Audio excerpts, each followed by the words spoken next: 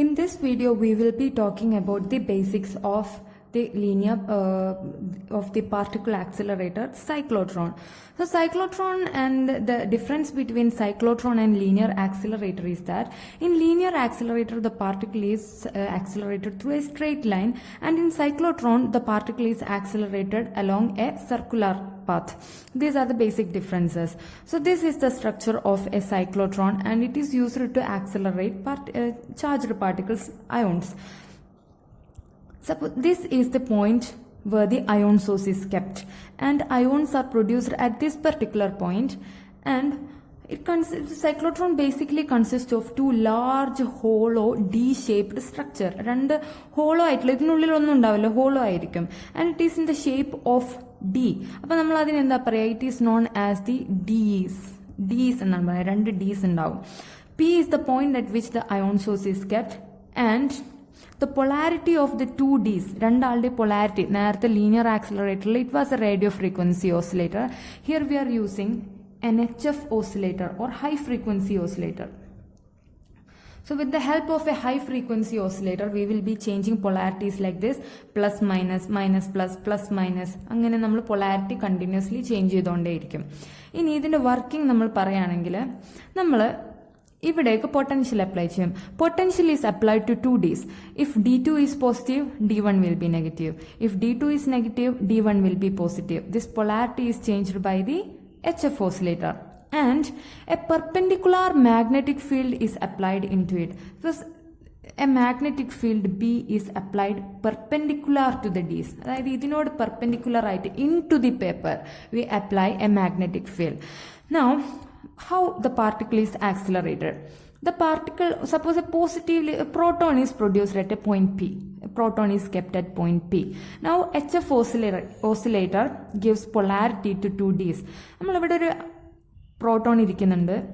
Oscillator എന്ത് ചെയ്യും? ആദ്യത്തെ പൊളാരിറ്റി കൊടുക്കും. Suppose D1 is positive, suppose D1 is negative and D2 is positive. This is the initial polarity.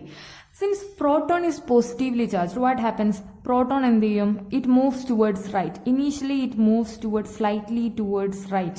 But when it moves towards right, there is presence of magnetic field. So we have already studied that when a charged particles moves inside a magnetic field, it experiences a force F is equal to Q into V into B, where Q is the charge of the particle, V is the velocity of the particle, and B is the magnitude of the field applied. So it will experience a force which is given by the Fleming's left hand rule, and as a result it bends upward. അത് മുകളിലോട്ട് bend ചെയ്യും. And ഇത് bend ചെയ്ത് ഈ ഒരു പൊസിഷനിലെത്തുമ്പോൾ what happens? The HF oscillator changes the polarity, and D2 becomes negative and D1 becomes positive. So the particle is standing here.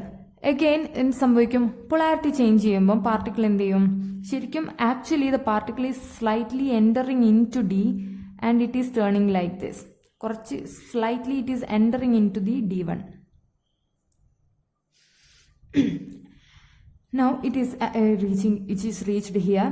ഇവിടെ negative ആകുമ്പോൾ what happens? Again the particle is accelerated towards D2, and it enters D2, and inside the Ds നമ്മൾ നേരത്തെ പറഞ്ഞ പോലെ തന്നെ in linear accelerator, so in linear accelerator the particles are accelerated only in between the tubes. Similarly, here also the particle is accelerated only in between the Ds with the help of the electric field, and the bending of the particle is caused by the magnetic field. Electric field ആളെ accelerate ചെയ്യും, and the magnetic field causes the confinement of the particle into circular path. Magnetic field ഇല്ലെങ്കിൽ particle എങ്ങനെ പോവായിരുന്നു? Straight ആയിട്ട് പോവായിരുന്നു. പക്ഷെ ഇവിടെ magnetic ഫീൽഡാണ് ഇയാളെ ബെൻഡ് ചെയ്തിട്ട് സർക്കുലാർ പാത്തിലേക്ക് നമ്മളെ എൻക്ലോസ് ചെയ്യുന്നത്. അപ്പം compared to a linear accelerator, cyclotron requires very small space. So this is one of the advantage of the cyclotron oscillator. But when it comes to linear accelerator, it requires large area, straight area, and we should fill all that area with vacuum. It is a difficult process. Now what happens is the particle again reaches here, again the polarity is changed, then the particle moves towards here, again the polarity is changed, then it again moves to here, then it undergoes a circular path like this, and the path, its energy continuously increases due to the application of potential, and finally it is extracted out with high energy. It had no energy at all. It increases its energy and start moving very fast and comes out of one of the opening of the accelerator, and it is made to fall on our target. So this is how cyclotron is used to accelerate a charged particle like proton. Now when it comes to the mathematical formalism, here we are equating the forces acting on the particle. We have already said that the magnetic field causes a force F is equal to qvb, where v is the velocity of the particle. And this force is responsible for the circular motion of the particle. And whenever a particle is moving in circular path, it has centrifugal force. അപ്പോൾ നമ്മൾ എപ്പോഴും പറയുകയാണെങ്കിൽ not centrifugal force, centripetal force. Upon the expression for the centripetal force towards center is given by mv square divided by r, where m is mass of the particle, v is the velocity of the particle, and r is the radius of the circular path which is continuously changing. Upon equating both this equation, we have qvb is equal to mv square divided by small r. Now one of the v is cancelled, and when we rearrange this, qb taking r to this side, qbr, and taking m to the denominator, qbr divided by m is equal to v. So this is the velocity of the particle. And r gives the radius of the particle, which is given as r is equal to mv divided by qb. Now, what is the time period required for the particle? We know that the time period is equal to, time is equal to distance by velocity. So what is the distance? Circle is the distance, and is given as, so actually we are taking the semicircle, because semicircular path ആണ് ഒരു സൈക്കിളിൽ വരുന്നത്. ഒരു തവണ when polarity changes one time, the particle passes through a semicircle. So what is the length of a semicircle? For a complete circle, length is 2 pi r. For a semicircle, the distance is given as t is equal to distance divided by velocity,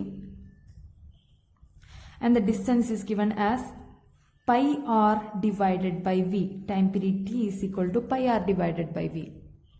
Now substituting the value of r in here, we have time period t is equal to pi into mv divided by q into b into v. This v and v gets cancelled, and time period t is equal to pi m divided by qb. So this is the time period of a particle in the particle accelerator, where m is the mass, q is the charge, and b is the externally applied magnetic field. So this is the basics of the cyclotron, and we will be discussing about the radiation detectors in our next video.